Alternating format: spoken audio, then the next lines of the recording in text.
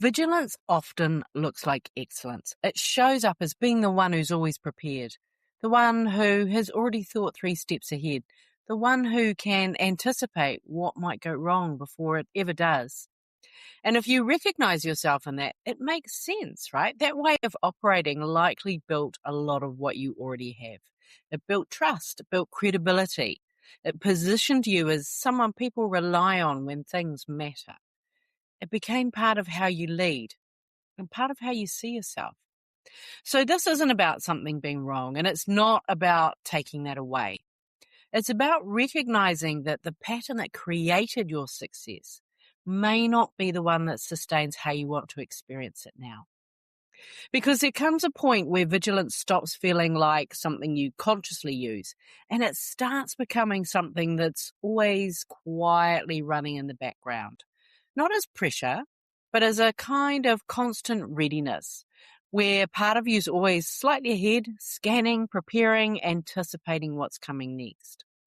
And when that becomes your baseline, leadership can start to feel like something you have to stay on top of, rather than something you get to fully be inside of. So this conversation isn't about removing that part of you.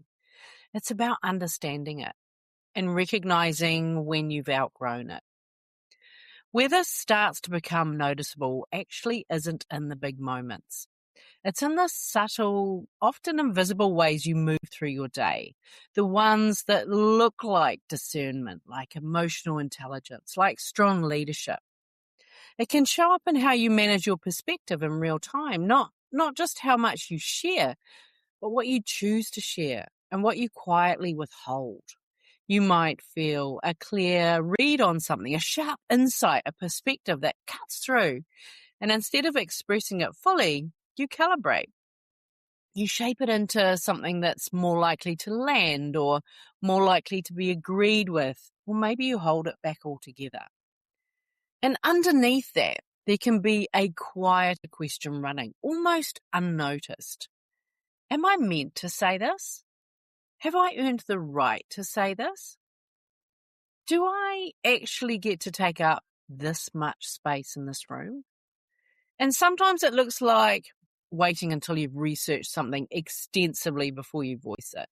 Not because you don't already know, but because there's a pull to make it watertight, to remove any possibility of being challenged. And sometimes it's even simpler than that. You feel the nudge to speak, and in the same moment, you override it. It can show up in moments where you sense a decision might create friction. And instead of staying with the decision itself, your mind starts running ahead. You begin imagining how others might respond, what they might push back on, or how the conversation could unfold. And you find yourself softening it, over-explaining, or adjusting your approach based on scenarios that haven't actually happened. And then there's a more subtle one, which is how comfortable it feels to have something to solve, to organize, or to anticipate. Like, there's a steadiness in that, right? A sense of being on top of things.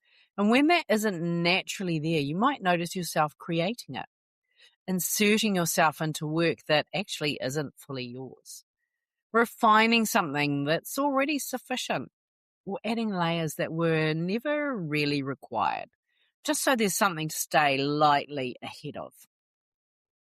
And this is where the pattern starts to shift, because the cost isn't in any one of these moments. It's in what your system is being organized around.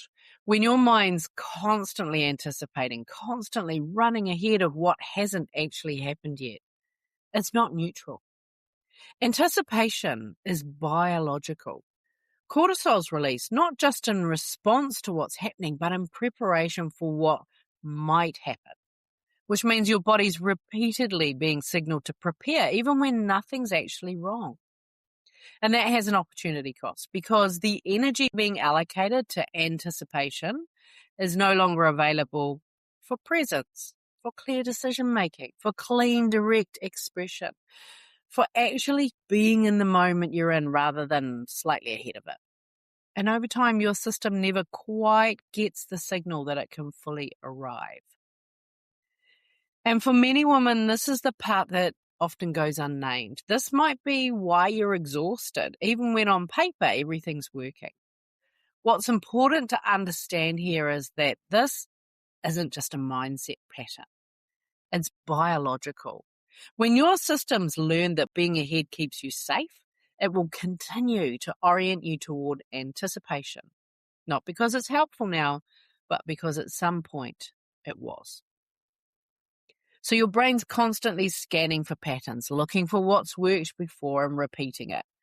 If being the one who could anticipate, prepare, and stay one step ahead led to recognition or to praise, to a sense of doing a good job, to pride in your work, or even just feeling a little bit in control, that gets encoded, not as a conscious thought, but as a strategy that your system trusts. And over time, that strategy becomes automatic, right? Because this is where habits come in. The brain is always looking for ways to conserve energy. So anything that's repeated enough gets turned into a pattern that it can run without effort. And I love that. That is biology at its most elegant, right? And it's what allows you to operate at a high level without needing to consciously think through every decision you make. But it also means that patterns like vigilance don't stay as something you consciously choose. They become the default way your system operates, the baseline it returns to without you even noticing. And this is often where it starts to get labeled as overthinking. Not because you're doing something wrong, but because from the outside, or even to yourself, it can look like your mind is doing more than it needs to. In reality, it's your system trying to reduce uncertainty by getting there first, by mapping out possibilities, by staying slightly ahead of what's actually happening. The challenge is that leadership at the level you're now operating at doesn't require more anticipation. It requires more presence. And those two states organize your system in very different ways, because anticipation pulls you out of the moment and into what might happen, while presence allows you to respond to what's happening with clarity and precision. So when vigilance is running as the baseline, it's not that you don't have access to presence. It's that your system's been trained to prioritize something else. And this is where the shift begins, not by trying to think differently or forcing yourself to be more present, but by recognizing that your body's been organized around a pattern that made sense for who you were, and that it may no longer match who you've become as a leader. You see, vigilance isn't random. It's a pattern that formed because it produced results. Being the one who could anticipate, who could stay ahead, who could think things through before they happened, well, likely that built a lot of what you have, right? It positioned you as reliable, as someone who could be trusted with complexity, as someone who didn't miss things that mattered. And there's a level of pride in that, and rightly so. And at the same time, many women in leadership have operated inside environments where it felt like there was very little room for error. Whether that was explicitly stated or internally held, the standard became the same. Get it right. Stay ahead. Don't drop the ball. Prove that you belong there. So vigilance becomes the strategy that holds all of that in place. Not because it was required in every moment, but because it created certainty. It created a sense of control, a way of ensuring that nothing slipped through, that you stayed on top of what mattered. And that works up to a point. Because when that same pattern continues to run as you move into higher levels of leadership, it doesn't just shape how you operate. It starts to create constraints around you. Constraints in how you think and how you communicate, and in how much space there is for clean decision-making without over-processing. And it can create roadblocks that are internal and sometimes visible externally as well, right? Needing to check or recheck what your team's already completed, reviewing work that didn't actually require your input, or adding additional layers of oversight simply to feel confident that everything's covered. So it's not just that it changes how you experience leadership. It also changes the way leadership can move through you. And the question that naturally emerges from that isn't whether vigilance was useful. It clearly was. It's whether it's still the most efficient, most accurate, and most powerful way for you to operate at the level you're now in, or whether it's quietly narrowing what's actually available to you. So if vigilance has been organizing how you operate, the shift isn't about removing it. It's about refining where your precision is actually directed. Because what made you effective at one level was your ability to anticipate, to stay ahead, to manage what might happen before it did. But at the level you're now operating at, your edge is no longer in how far ahead you can get. It's in how fully you can be with what's actually happening. And that's a very different orientation. It's the difference between scanning for what could go wrong and sensing for what is true. The difference between managing how something will be received and expressing what's actually needed. The difference between staying slightly ahead of the moment and being fully inside it, where your thinking, your body, and your communication are all aligned in real time. That's what coherence is. It's not passive, and it's not slower. It's cleaner. There's no extra processing layer, no internal buffering, no need to get ahead in order to feel ready.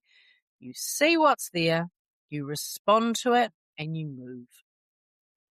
And when your system's organized that way, the energy that was tied up in anticipation becomes available again for clarity, for decision making, for direct communication that doesn't need to be shaped before it's expressed. It also changes how others experience you. Not because you're doing more, but because there's less interference between what you see and how you lead. There's less filtering, less holding back, less subtle management of perception, and more precision in what actually matters. So the evolution here isn't from vigilance to absence. It's from vigilance to coherence, where your nervous system's no longer organized around staying ahead in order to feel safe. And instead, your sense of safety comes from being able to meet what's in front of you in real time without needing to preempt it. And that's where leadership starts to feel different.